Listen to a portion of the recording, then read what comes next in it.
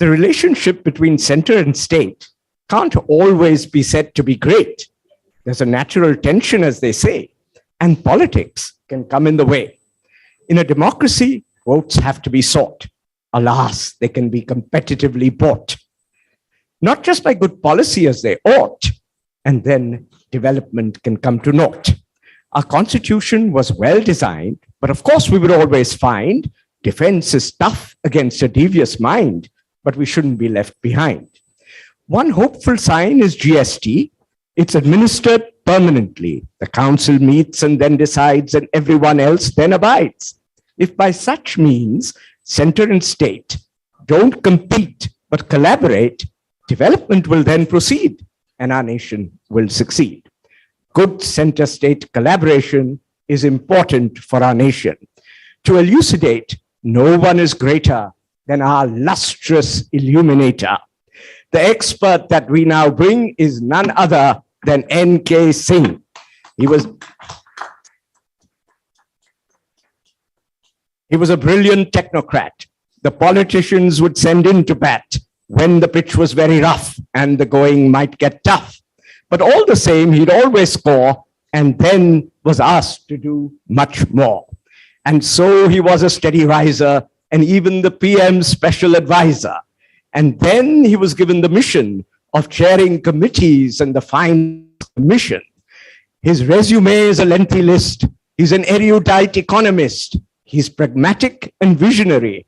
His analytical rigor and objectivity make him the perfect chair, wise, effective, and fair. And he has fulfilled his greatest mission with the 15th Finance Commission. Regional development should now be great, with increased grants to every state. Local bodies get their share, and this we hope will get them where they really need to be for all of us to clearly see a future that is fair and bright, avoiding poverty and blight. Performance-based grants are very wise, and they would surely incentivize reforms that we badly need, and without which we can't succeed. Export promotion is a major goal, for which states can now play a role. Before you think I'll go on much more, I graciously cede the floor. And don't you think it would be great if together, center and state, stop competing and cooperate? Let's hope we don't wait and wait. Thank you.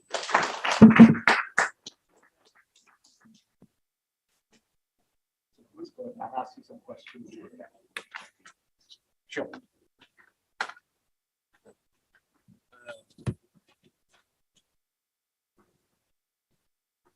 Well, thank you very much. As usual, Nadir, I think that words cannot be a substitute for poetry. And so I must pledge really already before I say anything. But thank you for your generous compliments, which cannot be in any way replicated. I think that it would be, I will make a couple of comments and I will look forward to somewhat not only addressing your questions, Nadir, but equally if anybody else wishes to ask anything that would be perhaps more interesting than what I say. So we know very well that the broad issue of center-state relations is embedded in our constitution. It is fortified. And I think that broadly speaking, we recognize that India is a union of states. It's a federation, but not a confederation, which means that the states have not come together in any manner when the union was created, but it is held together. The states may be destructible, but the union is indestructible. I think this is a fundamental difference between our model of federation compared to various other models in which it could be the other way around. Now, I think that we've had a very robust history of roughly over 75 years in which this relationship has evolved. It began, to some extent, it began even before the Indian Constitution was adopted. It began by the Government of India Act of 1935. If you look at today's Constitution, Nadir, you will find that a lot of it might bear resemblance to the Government of India Act of 1935. Indeed, the debates in the Constituent Assembly, which really dealt with the center-state relations, are reflected also the sort of previous acts which dealt with, broadly speaking, the division and the distribution of resources between the center and the states. For this distribution to take place, one of the balancing wheels in the Constitution, as it was called, is the Finance Commission. I had the privilege to chair the 15th Finance Commission. My award is for six years and not 5. And therefore, my awards will hold good till 2025. And they have been, the financial part of the award have been fully accepted, as has been the tradition, and are currently under implementation. Broadly speaking, I want to touch on 3 important elements before I. One is that, are there improvements in the center-state relationship matrix which is possible? And what are those improvements which can take place? You mentioned per se, Nadir, that one of the good examples of comparative, not competitive, but cooperative federalism was the working of the GST Council. Indeed, the GST Council is a recent body, but be said to the credit of that body that there has never been any voting. It has been decision unanimously taken. It is therefore a good model, which I believe, based on the experience which we have had with the GST model, we can replicate in other segments. We can replicate it in agriculture, we can replicate it in the social sector, and certainly we need to replicate it in the digital economy, because that's the direction in which we seem to be proceeding. The green economy, particularly renewable fuels, the movement away from fossil fuel, and as India is committed to a net zero, and India has orchestrated a very credible plan, the Prime Minister's initiative on the Solar Alliance, the Prime Minister's recent initiatives which he has taken in Bali, and also the thoughts which were reflected not only in Glasgow, but the thoughts which have recently been articulated by the government in Egypt, that they concluded, really brings out the fact that the daunting challenge which is involved in orderly movement from an era of fossil fuel to the era of renewable energy. One of the key areas in that area of renewable energy, Nadir, is the whole philosophy behind agriculture. And to make agriculture less dependent on fossil fuel, on crop diversifications, on patterns of cultivation which are less dependent on water, I think that India has taken a lead under the Prime Minister leadership and the making the next year to be the year of the millet. The milletization, so to say, and millets are in multiple forms, will make a qualitative difference in the way in which agriculture is harnessed to the advantage of the 45% of India's population, which are still dependent on agriculture, even though agriculture contributes only 14% to India's GDP. So I think that the philosophy of the good working of the GST Council, with some changes, can be replicated in other segments of the economy, particularly, as I mentioned, is agriculture is one. So that was one new dimension in which we can take the consensual process forward. The second is the area of exports. Now, if you look at India's export data, it will not be surprising if you come to the conclusion that 80% of India's exports only come from 6 states. 22 states have negligible contribution to India's export, not only export realization, but certainly way below India's export potential. So I do believe that how to harness the export capability of the states which are no more participant in India's export activity, how to really mainstream them. And I think that there happen to be some very, very important states of India. I particularly believe that the northeastern states of India, which I have had the privilege to go during my period as the chairman of the Finance Commission, has a huge, huge export multiplier.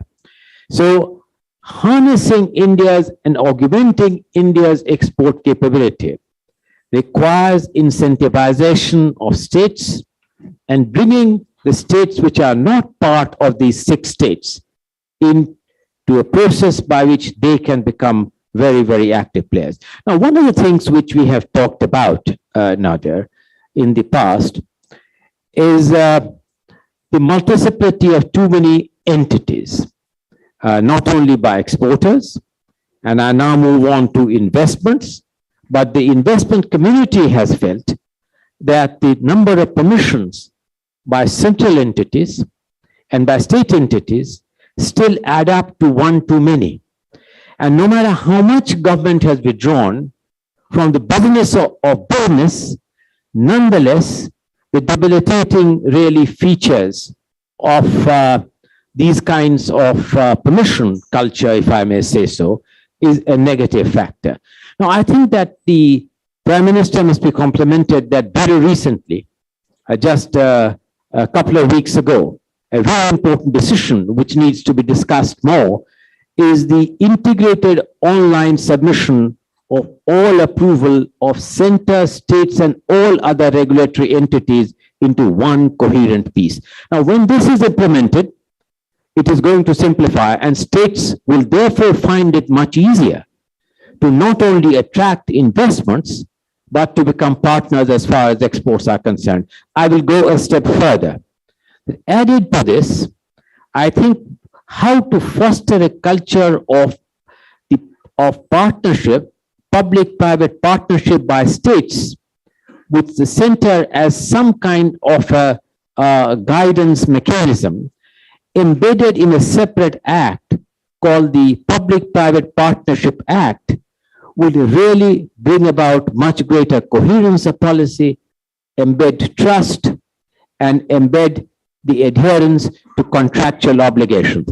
Now that you were generous enough to tell those whom I had kept waiting, or where I was, well, I was in a similar thing, the Indo-Singapore strategic dialogue, but this is one of the suggestions which I made and which really found a great degree of resonance, because Singapore has passed through this experience of broken contracts and retrospective changes in contracts. So I really feel that taking this important initiative of the Prime Minister in one single integrated online into the next step, which is embedded through a legislative process, would be an important, one important step forward to really mainstream the states.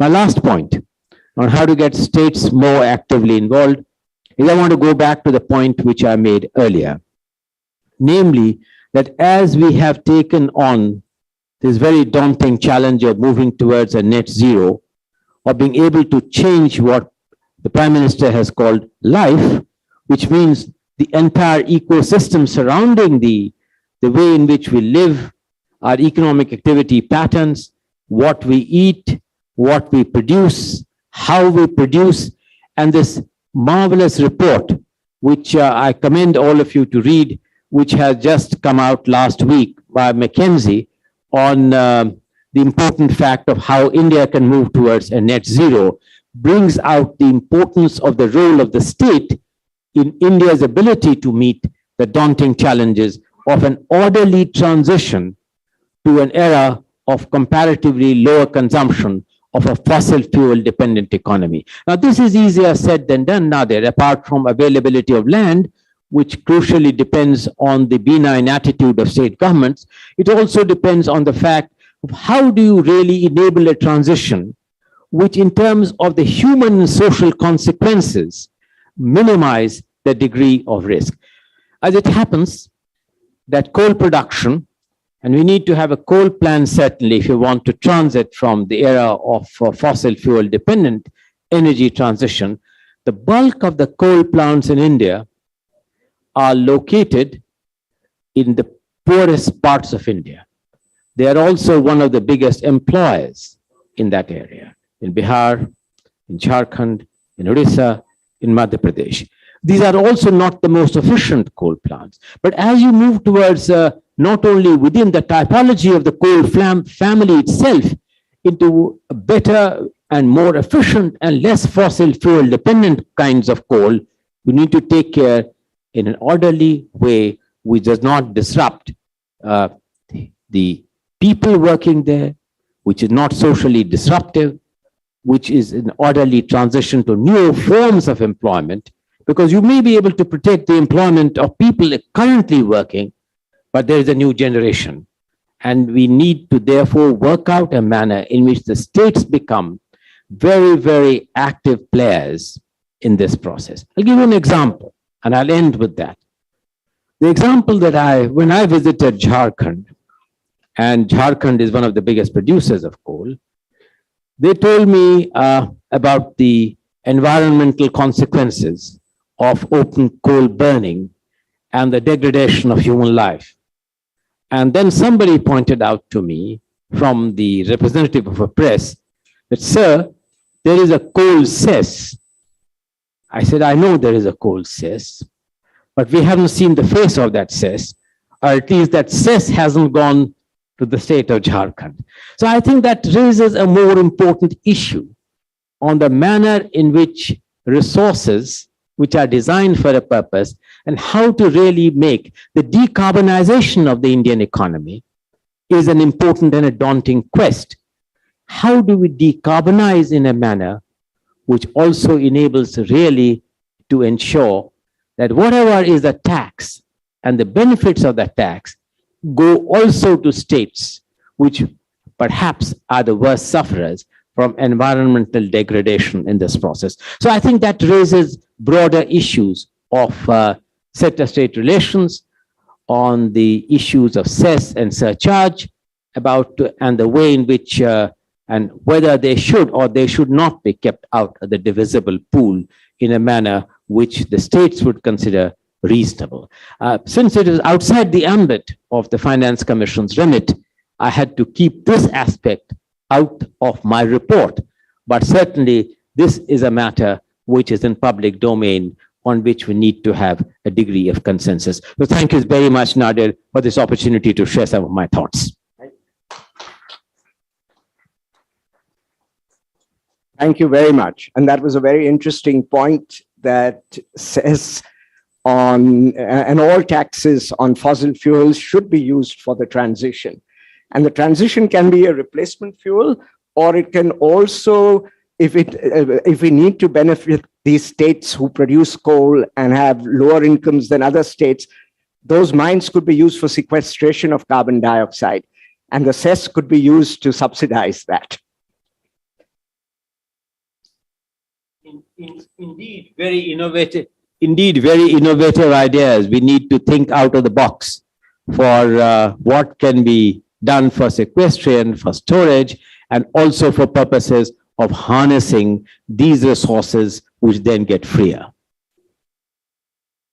Now I would like to ask you a question. The GST Council is a permanent establishment, but the Finance Commission is not. What problems does this cause? Fortunately for me, these are problems of the past. And may my successor live in bliss. But on a more serious note, the Finance Commission, Nadir, is older than the Indian Constitution.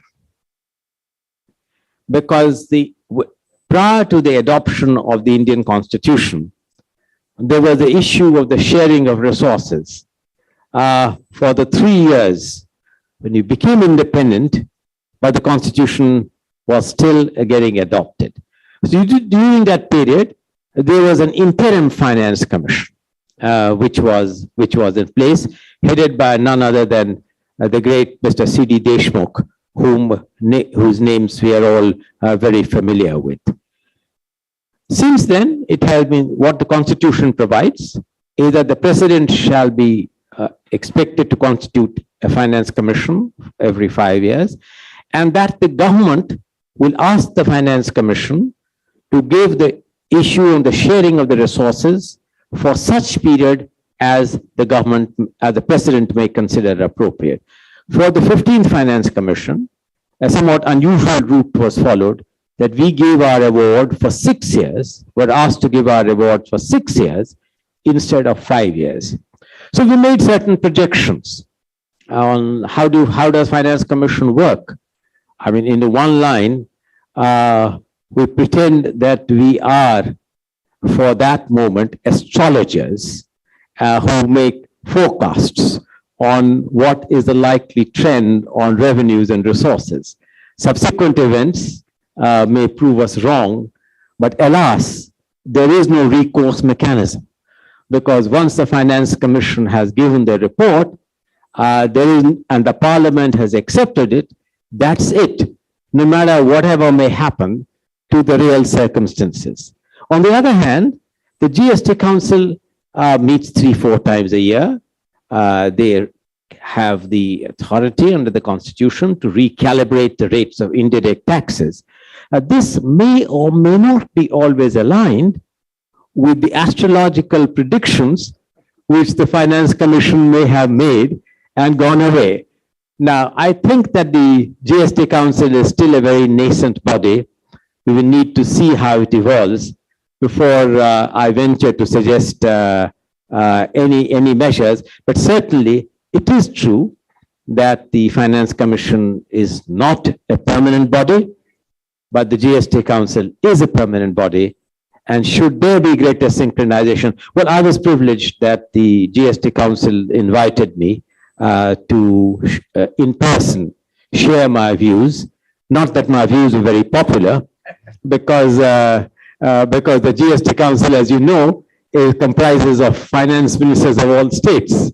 And I am the equilibrator, or I was the equilibrator between the center and the states.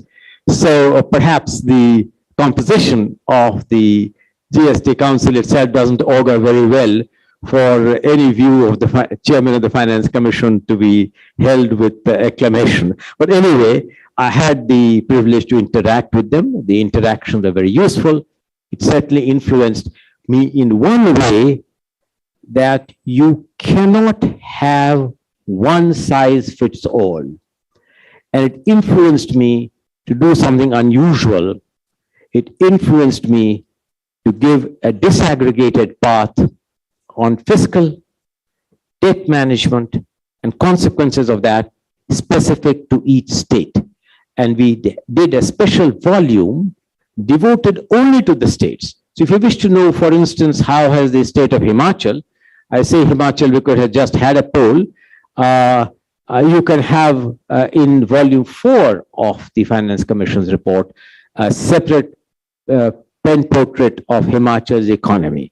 So that interaction was exceedingly useful. So I think I have given you as diplomatic an answer to your question as is possible. How are relations between the center and states ruled by opposition parties? Well, you know, proof of pudding is in the eating. My political affiliations are known. It is not a secret that I am a member of the BJP, and was a member of the BJP when I was given the privilege by the government to chair the Finance Commission. But if you look at my award, as far as the division is concerned, between whether it should be between what is called the vertical. The vertical means that how is the vertical arrived at? It's very simple. You take all the revenues, you pull them together in one basket. You call them the gross one, you take out the cost of collection being certified by the Controller and Auditor General of India. Then from that gross, you come to the divisible revenues. And what do you take out? You take out, for instance, dividends of public sector undertakings. You take out the revenues which the government would have earned from the Reserve Bank of India, giving some part to the government every year. You take out all cess and surcharge because that is what the Constitution implies. And by the way, that's not a very small amount now. It crept up. Now cess and surcharge is tantalizingly at one stage, a year and a half ago, about 20% of it. So that you take out. Then you decide, looking at the expenditure of the states and the union, what is a reasonable split. Then that split, previous to the previous commission had decided the split to be, the split was 42%. I stuck to that same. It turned out to be 41 because we took out Jammu and Kashmir, which had by then become a union territory. So we lumped it in the category of grants to go to the Home Ministry. So this is the broad division. Then within the states, how do you decide? Within the states, you decide 4 or 5 parameters. You take population, you take geographical area, you take income distance, and then we had added a criteria of the forest cover to make it. So these are the 4 or 5 standard rule by which you go by. And these standard rules have a way in which there is no way in which you can play around with these standard rules. Once, I mean, you have a play on whether I should give a weightage to, I had a very tricky problem, which I must share. I had the tricky problem that I was for the first time, after many, many years, asked to use the census data of which was the more contemporary census data. The latest census data was not available, but the census before that, which was available, I was asked to use that data. Prior to me, successive finance commissions had used the census data in 1972, and it was frozen there. So when I was asked to use the most recent census data, there were serious apprehensions, and brings me to the point of how the opposition states react to it. There were serious concerns by some of the states which had done better demographic management that we would be penalized if I was to give marks on account of population. Well, I had to give marks for population. It has always been done because, and ultimately resources must be used for human beings which exist.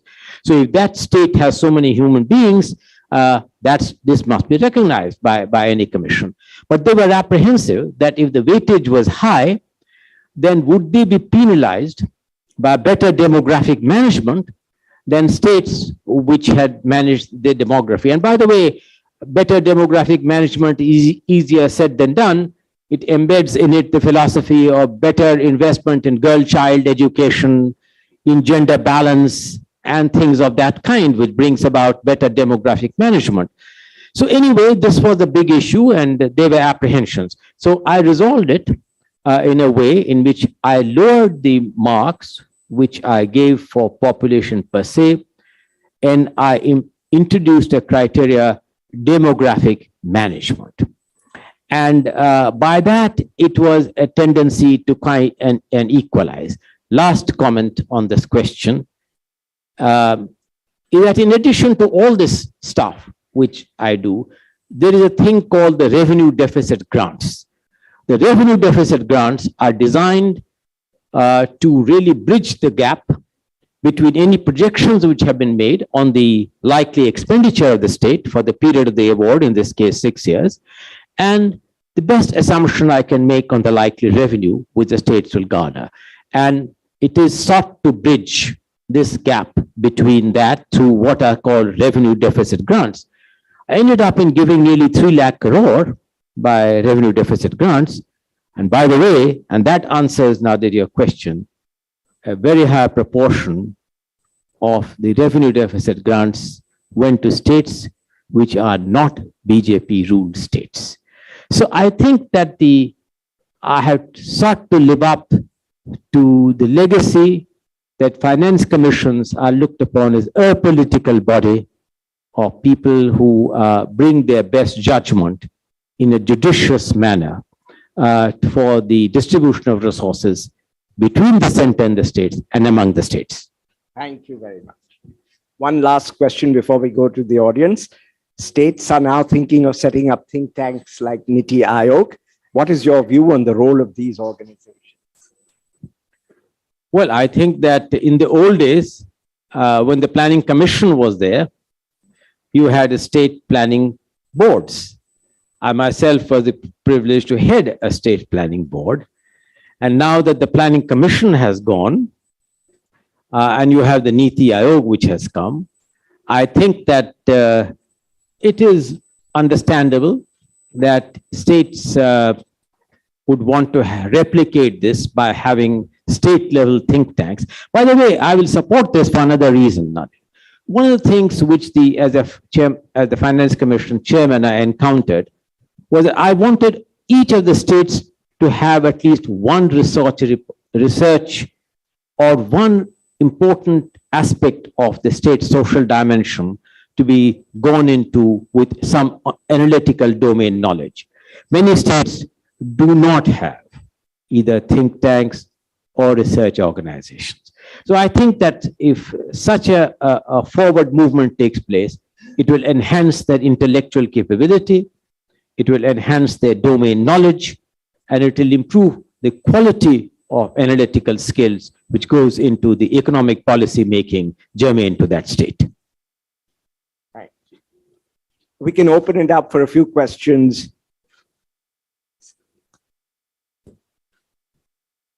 Sir, the way you pointed out about three sectors, agriculture, industry, manufacturing, and the service sector, you said 40% of population is involved and their contribution is 14%.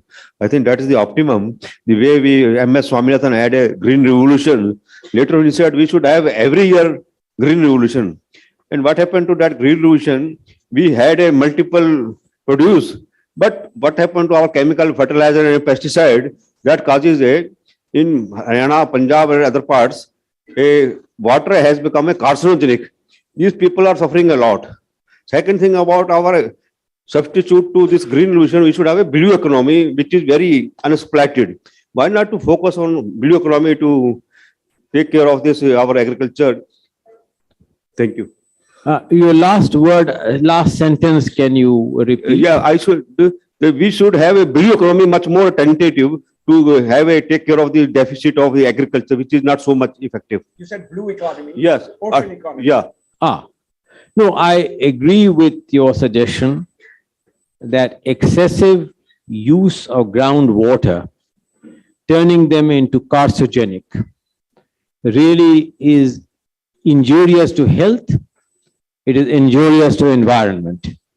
The answer lies in crop diversification, moving up the value-added chain, moving up the protein chain, of which a very important aspect is the blue economy, which will provide protein to substitute really. You will have a more balanced kind of a thing. Also, by the way, therefore, to move to fruits and horticulture, to fisheries, and most important, as I said, as far as cereals are concerned, go back to our ancient scriptures, go back to the fact that the world did not know present forms of rice and wheat, but certainly knew various forms of millet, the 6 kinds of millet, which requires much less water, much less fertilizer, more drought resistant, and really is far more nutritious with not only iron, but many other important vitamins.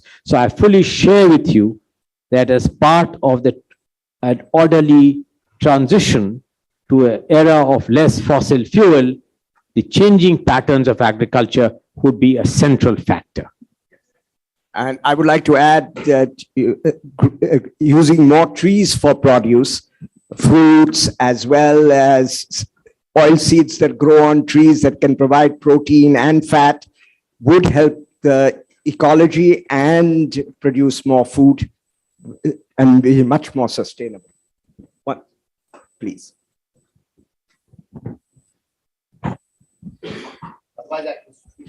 Yeah, please, I think we can hear you very clearly. Here it comes. One of the things which is with growing economy that we are seeing is increased urbanization. Urban areas are giving 80% of GDP, 70% of pollution. The population is increasing to 40 to 50%, but the livability in urban areas are becoming more and more challenging. So how did the Finance Commission deal with the urban challenges, and how does it look forward in terms of the governance and expenditure of the resources that have been provided for urban management by the municipal bodies? Thank you. Thank you very much. It's a very important point that you have raised, and I'm grateful that you have raised it, because it has allowed me an opportunity to make one or two comments on this very important. First and foremost, let me say that we recognize fully that urbanization is an important engine of growth, that urbanization has a degree of inevitability associated with a growing process. At the same time, disorderly urban patterns have injurious to health and have got downside in terms of its growth potential. So what do we need? Let me give you an example. One of the examples is, suppose you asked yourself the question, how many, India's population has grown enormously. We still continue to grow. We will continue to grow for several decades before the population begins to decline. How many new cities have been created in India? How many? Well, one of them, the most iconic one, Amravati, which is in everybody's lips, has run into a difficulty. I visited Amravati several times to try and resolve the difficulties between the Singaporean investors and the government there. With Singaporeans didn't realize that India has a different pattern. Our democracy is much more robust, and our democracy, periodic elections can bring periodic surprises. And so whatever that might be, the fact remains that Amravati is one city. Chandrababu Naidu tried to expand Hyderabad in a major way. But go on, how many newer cities have been created? So the Finance Commission recognized this. We have therefore given a robust grant for seed capital, which could bring about new cities. And I hope that the Ministry of Urban Development can really use this money imaginatively through a competition process, which we have put in our thing, to make these grants available to states so that new cities can really reduce the kind of unplanned urbanization and the congestion which we have. So that was one initiative which we could do. Second important, you mentioned about the third tier. I took my obligations on the third tier rather seriously. I visited all the 28 states, and I had intensive interactions with the third tier. It was part of this embedded program. We came across many things. Now, for the urban local bodies, the very important difficulty today is after the GST, they feel that they do not have adequate resources, because a lot of the taxes which they had are embedded now in the GST. Of course, the state governments get the advantage of that, and it is for the state governments to really pass on the benefit of that. But as far as an individual urban local body is concerned, he finds that except for one or two things, he has very little. But I think that we did put a special chapter on property tax, which we believe is a very, very important source of revenue for urban local bodies, whose potential has not been adequately appreciated, much less realized. And we have therefore some very robust recommendations on urban local bodies. Third, I think that instead of giving untied grants, looking at the national priorities, both for rural panchayats and urban local bodies, we have given a substantial amount of the resources which have gone as tied funds, tied to programs which are linked with the national objectives and the national program. One final comment. And that's this, that goes beyond this question which you asked, but connected with that. You know, when, Nadla, end with that, when the 74th, 75th Amendment was adopted, which they really gave the constitutional aspects to the third tier of governance. It was expected that the Finance Commission would not be giving financial resources in perpetuity. But each state government would constitute, just like the Finance Commission of India, they would be constituting state finance commissions every 5 years. And just as the president is obliged to constitute a national finance commission every 5 years, each governor is obliged to constitute a state finance commission.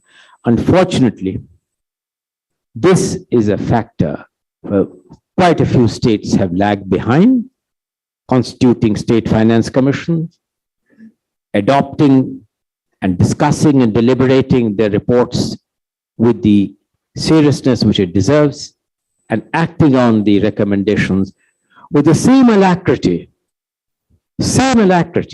as the states expect the central government to act on the recommendations of the National Finance Commission.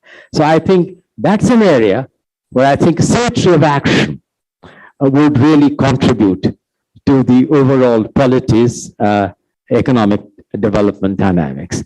So I think that that's the way in which I look at it. But thanks for raising the issue of urbanization, and incubating new urban cities is an aspect to which we need to devote. One more I should have added in the list of Amravati and Neemrana came up. Atal Nagar, Neemrana. So whatever it is, I mean, it's an important thing that, but how many can you count? Look at the most populous parts of India.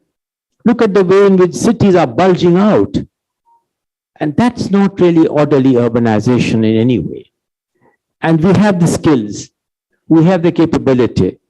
They are capable of being great employers. I think that we're losing out on that if we do not really act on orderly urbanization. And really it is for the states to take the adequate step, not be dependent on the central government. Of course, the funds which have gone and recognizing that the state governments may be lax. I didn't want the urban local bodies to suffer. I didn't want the local panchayats to suffer. So I did make a very hefty devolution to the third tier, and be it said to the credit of the central government that they accepted those awards in totality. And urban local bodies have no reasons to really complain, nor the panchayats, of inadequacy of financial resources. But thank you for raising that issue. I've got one last question.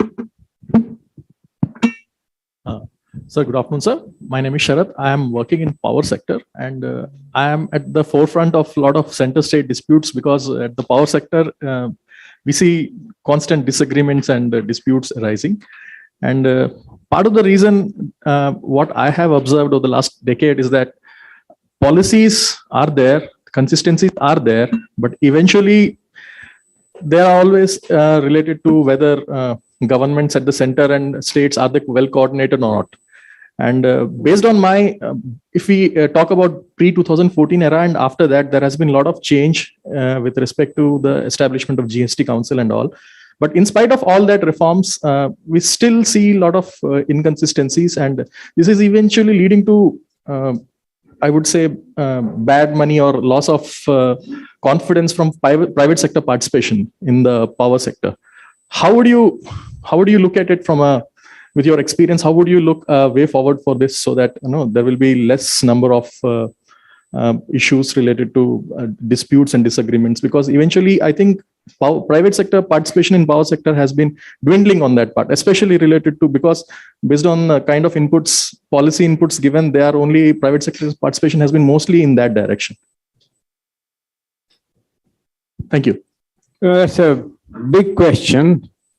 It's a big enough question for one full session, or maybe a day. I would not like to make naive comments on it for three reasons. First, I have been chairman of an electricity board, perhaps India's most impoverished electricity board, and knows those woes. Second, I was heading the energy and power in the erstwhile planning commission, and then subsequently working with the Prime Minister, Mr. Atal Bihari Vajpayee, as his secretary.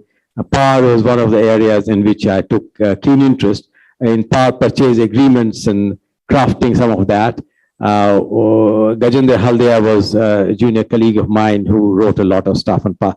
I would say that the recent steps of the government are indeed very commendable. I think that the current power minister, fortunately, is the Minister for Power and Renewable Energy, although coal is not in his purview. But some of the recent steps which have been taken to reduce the irritations on power are steps in the right direction. But where you are absolutely right, the bottom line is this. To whichever state I went, there was one giant elephant in that room. What was that giant elephant? Unpaid dues on the power sector by generating companies being impoverished by not getting it from power distribution companies. And this is embedded in a whole lot of things, whether state level power regulators are genuinely independent, tariff fixation orders are given timely, tariff fixation orders are carried out, the bill collection cycle is regular, and all this matrix tallies out. With the result that if you look at year after year, I chaired the APDP, Accelerated Power Development Program. I chaired the APDRP1, APDRP2, APDRP3, and then of course you had the Uday 1 and Uday 2. But that is an endemic issue. That endemic issue is now being addressed, in my view, with some of the legislative changes which have been introduced in a very significant way. I commend the efforts under Mr. Prime Minister Modi and the present power minister who has worked with me earlier in a different capacity, that hopefully these will see some very positive outcomes. I'll tell you one very important factor. My autobiography, and I'm not making a pitch for any of you to buy that book, but in my autobiography, one of the things I have dealt with about my conversations with the present Prime Minister, Mr. Modi. And he did say, and he has stuck by that commitment, I will not give free power, I will give you assured power. It's for you to decide whether you want assured regular power as a source of energy, or do you want free power? I will not go more into it, except to say that I do not subscribe to the culture of freebies, because I subscribe in the culture of higher economic growth, better life quality, and of ensuring that you are able to get private capital with the same alacrity with which you expect public capital. Thank you very much, N.K. Singh. I'm sure you will all agree with me that we have heard a tour de force on India's center-state relationships, as well as a seminar on many economic ideas for India to go forward. And we will take those home with us. And thank you very much for this.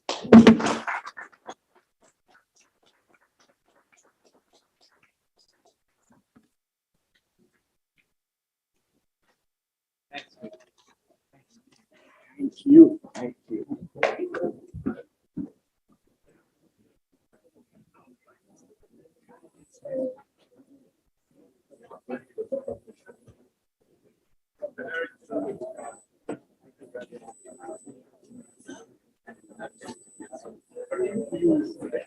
Sorry?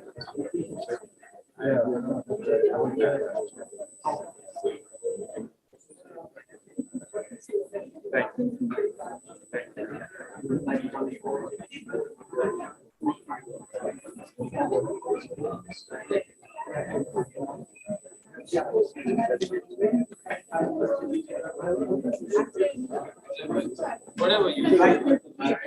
This is the least act of the